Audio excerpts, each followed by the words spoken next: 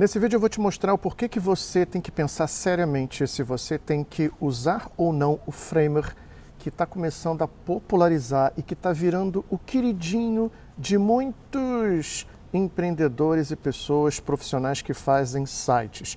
Mas eu tenho uma tese que aqui eu quero colocar e que vai trazer pontos negativos e que fez eu, Marcelo, desistir de utilizar o Framer. Tá bom? Bem, se você for olhar aqui, a gente está aqui nessa jornada de construção de um produto. Então a primeira coisa que eu quero que você lembre é que quem está trazendo os argumentos não é uma pessoa que presta um serviço de criação de websites. Então a minha preocupação não é de curto ou curtíssimo prazo, de criar um website, entregar para o cliente, me livrar dele e passar para o próximo. Não.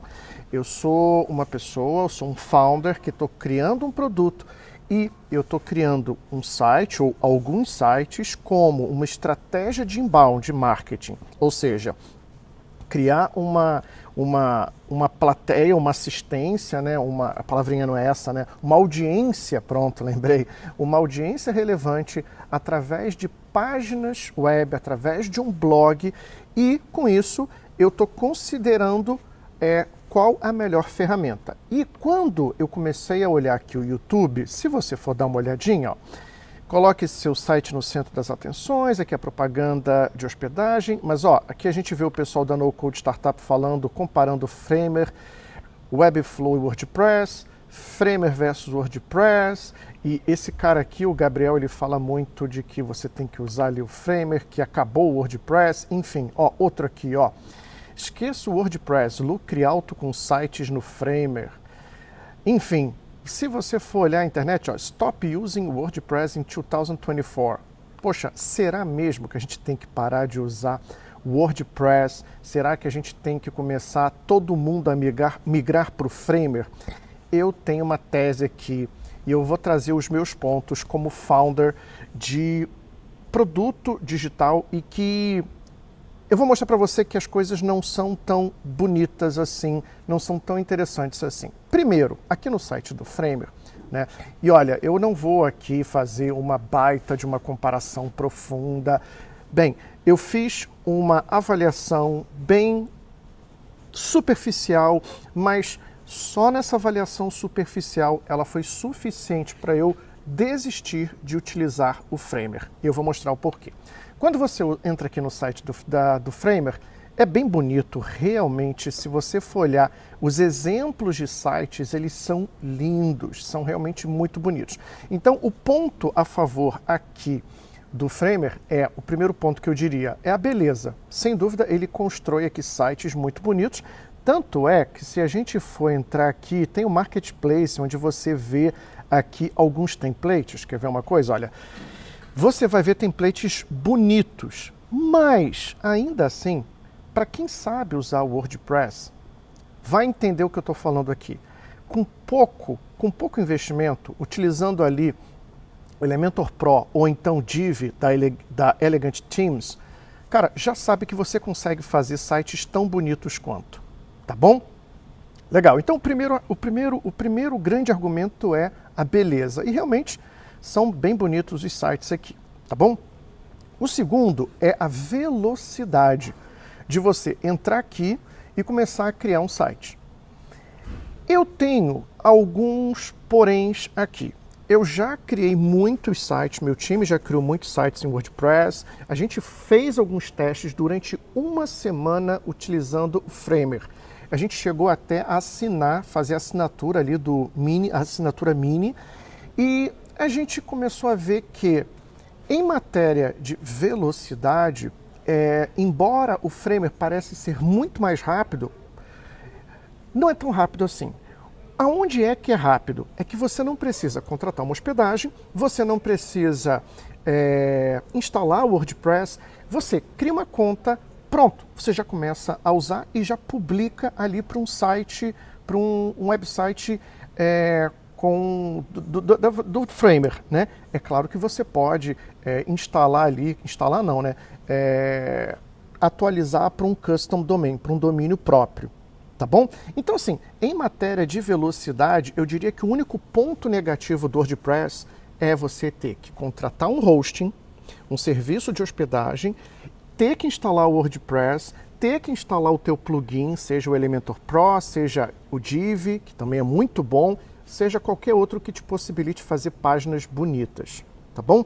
Então, para mim, esse é o único ponto que pega para o WordPress.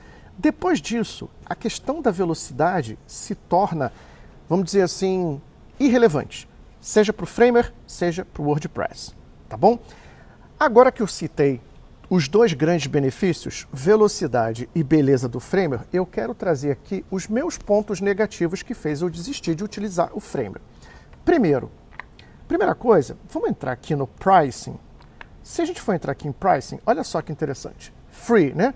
Bem, você pode criar um site free, quantos você desejar, porém, você não vai ter um domínio próprio associado a esse site, tá bom? Você vai utilizar ali alguma coisa, se eu não me engano é .framer, alguma coisa, você não vai conseguir utilizar um domínio próprio. Isso, para mim, não serve. Principalmente quando você está fazendo um trabalho de branding, você tem um produto, você tem sua marca, você tem ali o seu serviço, não dá. Esse plano free aqui serve apenas para uma coisa, para você testar.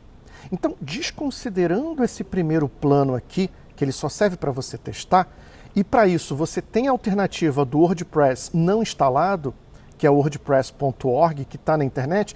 Então, assim, para mim aqui está pau a pau com o WordPress. Legal? Então a coisa começa quando a gente começa a considerar esse plano de hospedagem aqui, ó, o mini, R$25 por mês.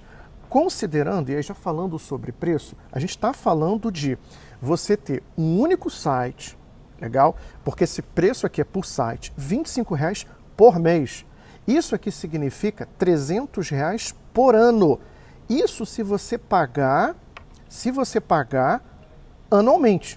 Vamos supor que você está fazendo um blog, você está fazendo uma página, você não sabe se você vai levar a ideia adiante. Então, nesse caso, você vai pagar mensal. E ele já dobra o preço para R$50. Ou seja, a gente sai de 300 e vai para R$600 por ano para ter um simples site.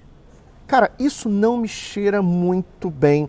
Eu não gosto de me comprometer tão cedo assim com um serviço por tanto tempo, por um ano. Isso para mim não é legal.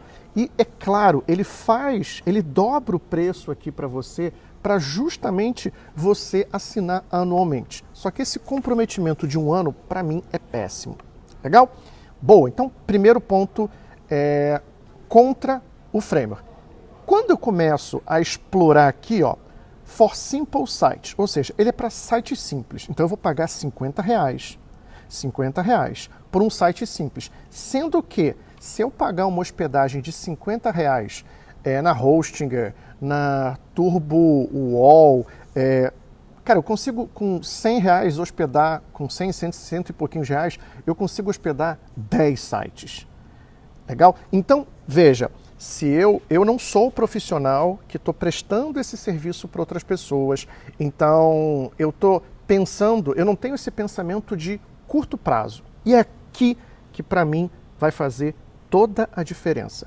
Se você é esse profissional que presta serviço de criação de websites, o teu pensamento é mais de curtíssimo prazo. Você quer construir o site, quer entregar e pronto.